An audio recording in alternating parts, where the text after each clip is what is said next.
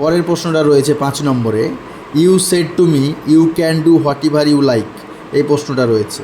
তাহলে you said to, আমরা জানি said to the past form, আর যদি রিপোর্টিং ভার্ব যদি পাস্ট টেন্সে থাকে তাহলে রিপোর্টের স্পিচের টেন্সের পরিবর্তন করতে হবে।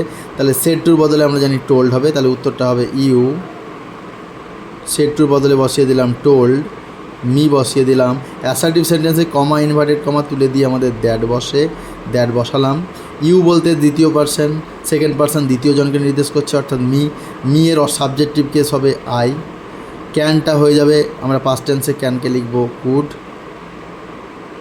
তারপরে ডু রয়েছে, আমরা একটা কথা মাথায় রাখতে হবে, মডেল ভার্বের পর ভার্বের 1 নম্বর ফর্ম বসে, মডেল ভার্বের পর ভার্বের 1 নম্বর ফর্ম বসে।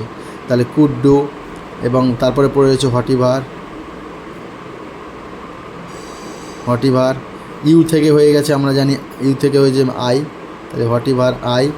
লাইকটা হয়ে যাবে, লাইকের 2 নম্বর ফর্ম, এটা পাস্ট টেন্সে করতে হবে, প্রেজেন্ট টেন্সে রয়েছে। সিম্পল প্রেজেন্ট টেন্সটা সিম্পল পাস্ট টেন্সে করলে ভি টু ইউজ করতে হবে, তাহলে লাইকটা হয়ে যাবে লাইকড। তাহলে উত্তরটা হয়ে গেল you told me that I could do whatever I liked. ঠিক আছে, থ্যাংক ইউ।